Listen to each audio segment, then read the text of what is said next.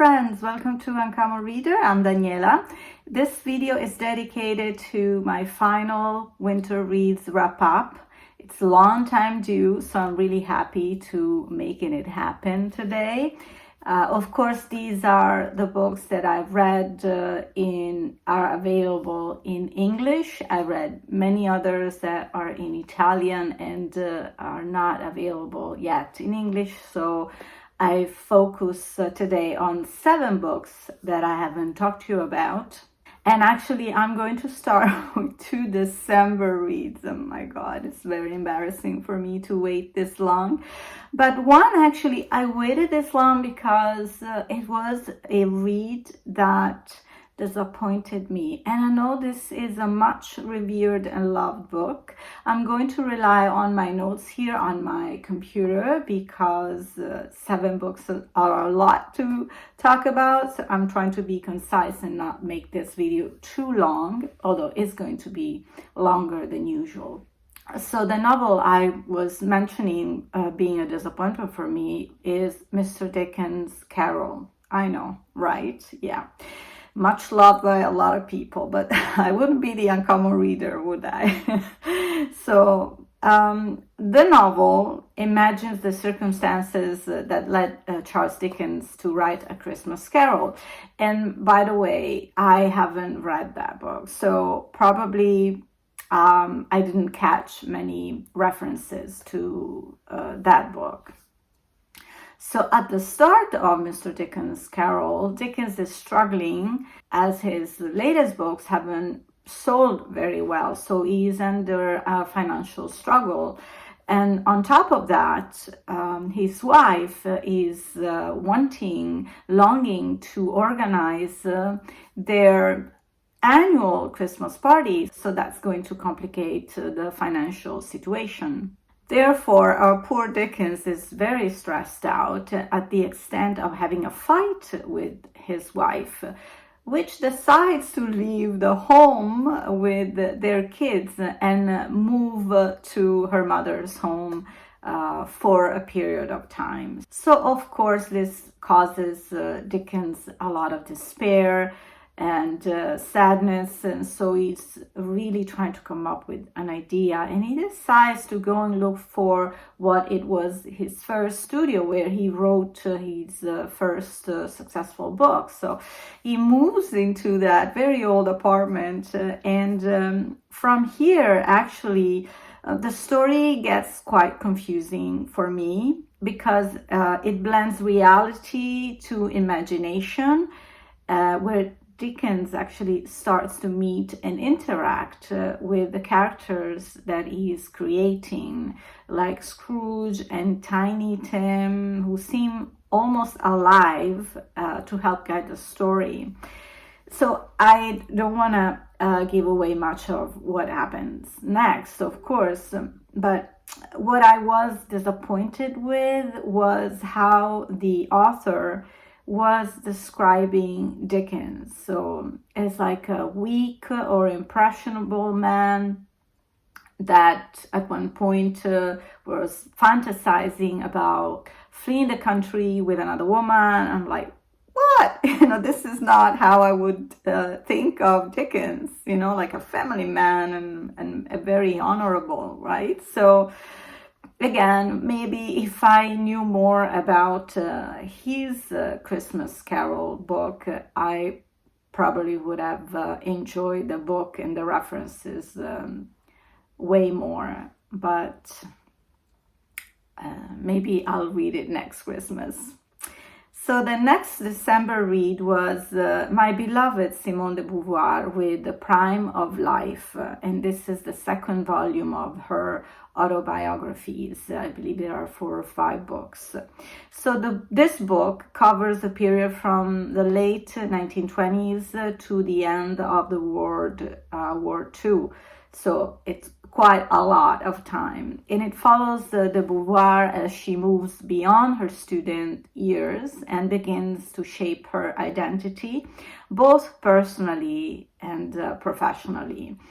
A central part of the memoir is, of course, her lifelong partnership with Jean-Paul Sartre, with whom she develops a deep intellectual and emotional bond based on freedom and mutual independence. I was most impressed by the accurate, detailed account of the events she writes, places she visits, people she meets, books she reads, and movies and plays she sees, and the conversations on philosophy with not only Jean-Paul Sartre, of course, but many, many people she will meet.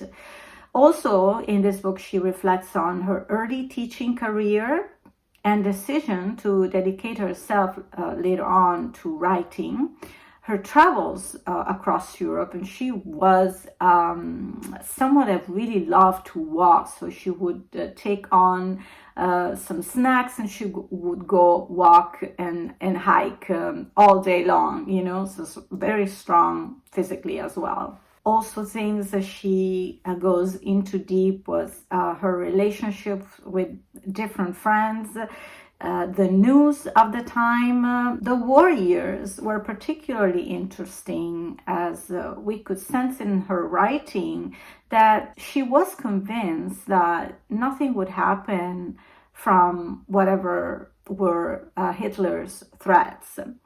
And she was instead very, very worried. She seemed very worried about the situation in Spain with General Franco dictatorship. But when Sartre was sent to war, although he was actually occupying an office position, so he wasn't in an immediate threat or danger, she was kind of coming to terms that the war was approaching, and actually the part where the Germans occupy Paris was pretty intense with a lot of details. So the book overall offers a vivid picture of the intellectual climate in Paris at that time, especially with the rise of existentialism, which would later define both her work and Sartre, which probably will be the focus of her third autobiographical book, Force of Circumstance. And I recently also purchased The Mandarins, which is a fictional book, but it discusses a bunch of intellectuals, friends, right after the Second World War. So that's also, I think, my next read by this amazing woman. So I look forward to that. So now I'm going to move with a more recent read, because it's been my first buddy read with Tracy of Tracy Nordic Lights. And we read together Is Mother Dead by Vigdis Hjorth. I hope I pronounce it correctly.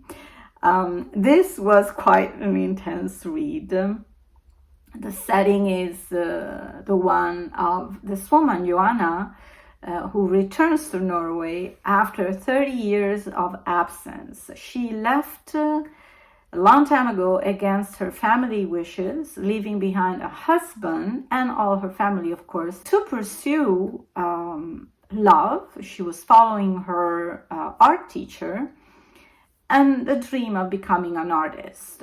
A dream that actually she succeeded in realizing, so much so that the reason why she is coming back to Norway is a personal exhibit in her honor. But returning home also means reckoning with what she left behind so long ago. And in her mind, memories long kept at a distance forcefully resurface. And so we are learning all about her childhood, complicated bond with her mother, a figure who has always remained enigmatic to her and to us, I might add. And this father figure that appears so severe and authoritative. He was a lawyer who wanted her to continue his legacy, and that's what she was planning to, but then she got into art and she felt like a call, right? So she didn't want to pursue a career as a lawyer. And then the relationship with her younger sister, who was left behind with the responsibility to care for their parents. So although while she was living in USA, where she moved with this art professor that became her partner in life, she tried to explain herself with the family, but they sort of built a wall between them. But this time she's there, right there in their territory. So she feels this urge to reconnect with them. And this book is quite an intimate, actually, story, almost like a diary where she writes and she opens up completely as she recounts her choices, her doubts, her emotions, but also she questions herself, but also her mother and sister's behavior. And she persists quite forcefully in imposing herself to her mother and sister. So this is really an intense read because it's filled with all these emotions and struggles. Talking to Tracy, we also noticed that we didn't have the feeling that the author wanted us to take sides. And so probably until the very end, you wouldn't make up your mind, because we didn't have a very clear point of view of, especially her mom, because we would see some interactions with her sister, so we could understand the struggle between them, but we could understand why her mother was so stuck with her way of thinking. So it was quite interesting. So the best part, and I think Tracy mentioned that in her wrap-up and talking about this book, was the interactions that we had going through, trying to figure out these characters and what was the point of the story. And that actually started a conversation where we brought back more personal experiences with our parents, and it was quite cathartic, and there is no end to the complications of family ties and dysfunctionalities and tensions. And so I guess that, every family has different dynamics, and it was actually helpful for us to share some personal stuff. But one other reflection that I had when I was talking about this book on my Italian channel is that we tend always to blame the parents because they didn't taught us right. And I feel that sometimes a parent may not have the right tools to become a parent. And so I'm mostly referring to my experience with my dad. And so I felt that once you are an adult, maybe you can put yourself into parent shoe, even if you don't have kids, because you are a structured person and you know what's right and wrong. I think today we have more tools than our parents may have had, and also an openness of expressing ourselves that culturally probably our parents didn't have. So I feel we should cut parents some slack. I really enjoyed the journey of reading this book with Tracy. So thank you so much, Tracy. And I look forward to our next summer read. We're going to read an Italian author this time. So I look forward to that. So let's go back to earlier actually winter reads, and this was actually a book that I abandoned, and I'm talking about one of my favorite authors, Italo Calvino, with The Castle of Crossed Destinies. So I think this book falls easily into the fantasy genre, which is definitely not my cup of tea. And we find a group of travelers lost in a mysterious forest, and they arrive at a castle. And suddenly they realize that they have lost the ability to speak. And unable to communicate with words, they begin telling their life stories using tarot cards, laying them out on the table in sequences. So each sequence of cars is interpreted by the others, creating a series of interconnected tales. Stories of love, ambition, betrayal, adventure, and fate. And many of these narratives echo classic literary figures and myths like knights and kings and tragic lovers.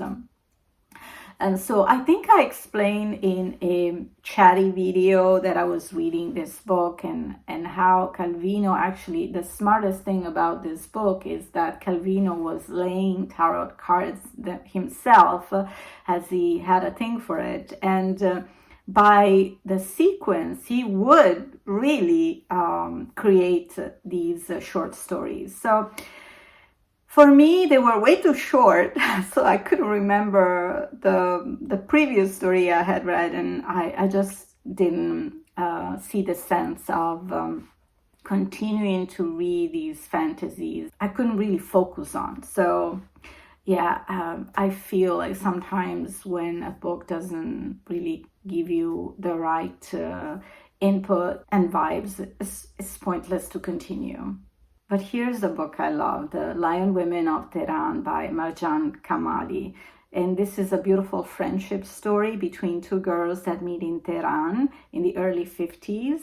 But the book actually begins decades later when one of these friends receives a phone call from the other girl who she has almost forgotten about. And so, in her memory, she goes back and tells the story. So we learn about these two girls, Ellie and Homa, and they meet in the 50s in a Tehran that was full of contrast, and they two become inseparable.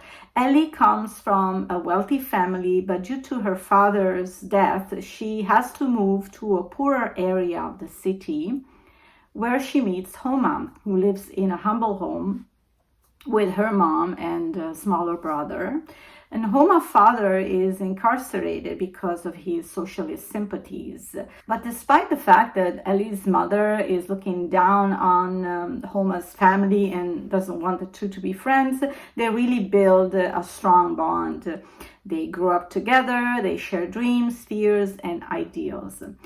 When the political climate in Iran becomes increasingly tense and the protests against the Shah give way to a change that will bring even more drastic consequences, the choices of the two girls begin to have a different weight within their friendship. Ellie finds herself focusing more on her future being a wife and a mother. Homa, instead, following in her father's steps, is very interested in politics and activism. So their paths kind of take a different turn. And I'll stop talking about the actual plot. So what I can say about this book is that I actually loved Marjan Kamali's previous book, The Stationery Shop, also set in Tehran, during pretty much the same time.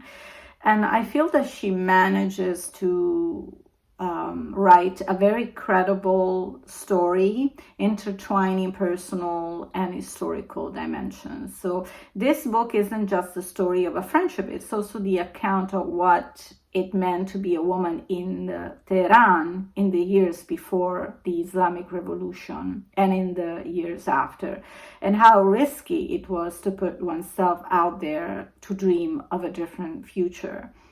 First, people complained about the Shah, then came even a more oppressive regime that swept away hard-won rights and freedoms. And also the friendship between these two girls seems quite genuine. It's not perfect. It's also made up of misunderstandings, silences, pride, mistakes, but it is an essential part of their life.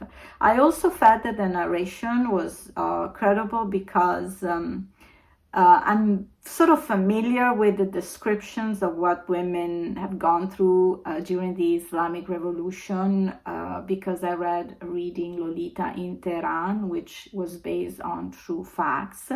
So I feel that Kamali also acknowledged that aspect with a certain authenticity. So well done for another great book. So 2 more books. This is a really short one, The Letter by Somerset Maugham. You have to know this. The renowned writer William Somerset Maugham was a great lover of travel, which inspired many of his literary successes. Discovering New World also meant staying away from England, where his family would have forced him into a more bourgeois life, deprived of his freedom to pursue a sentimental reality that was strictly forbidden by law in his time. This is my personal reflection that came to mind observing how the protagonist in his books always experience tormented love stories, rife with deception and betrayal.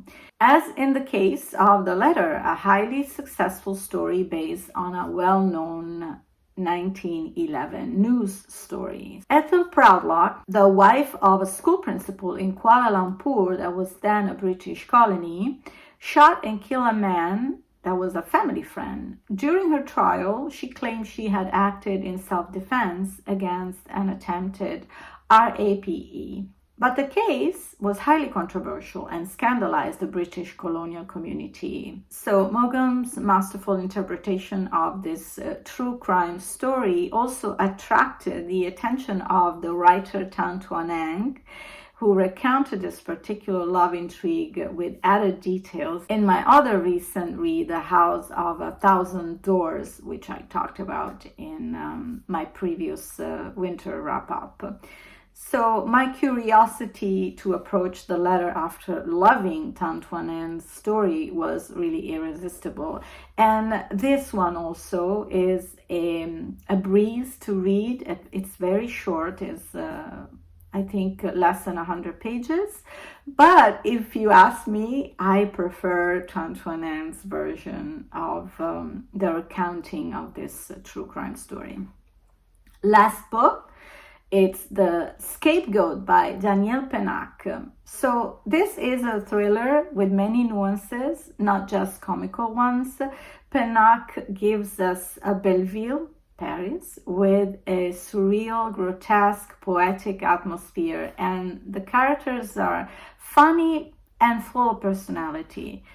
This is a story, a whirlwind of events, twists, and surprises until the very last page. Very dynamic writing. It starts with a series of bombs exploding in a mall. Just imagine a place like Macy's or Bloomingdale's. Our protagonist, Benjamin Maloussen, works as a scapegoat. Yes, so he's basically called upon as the one to blame when a client makes a complaint and wants a refund. So he's humiliated by the boss in front of the client who takes pity on him because he's humiliated so badly. And so the client ultimately gives up, his request for a refund or something. It's very comical to read, actually. So Benjamin, though, because of these bombings, seems to be the prime suspect because he always finds himself in the surroundings of when these explosions happen. So this is the first book of a very fortunate series in Europe. I'm not sure it was a big hit in USA, but it's the Maloussen series. And being this the first book, we're sort of also introduced to what is Benjamin's family's, the oldest of a big bunch of brothers and sisters, and he always takes care of them. They all come from different fathers, by the way. So his mom, which we hear about very briefly in this first book, is very frivolous, and she always travels here and there. So the responsibility lies on Benjamin's. And he's a very loving brother. Because of the writing style, I wasn't sure Pennac was my cup of tea, but due to the fact that the character is so lovable, I think I'll continue the series for sure. Woo! I made it. I should actually imitate some of my booktuber friends who do weekly wrap-ups because it's so hard to keep track of all these reads. But time, it's scarce in this neighborhood. But I hope you enjoyed, nonetheless, this long wrap-up. And I think in the next video, I'm going to talk a little bit about my April reads because they're quite interesting. Thank you for joining me today. I look forward to chat with you in the comments. Thanks for supporting my channel. Don't forget to subscribe, like, and hype. I heard there's a hype button somewhere. I hope to see you soon back here on Uncommon Reader. Take care for now and happy reading. Ciao.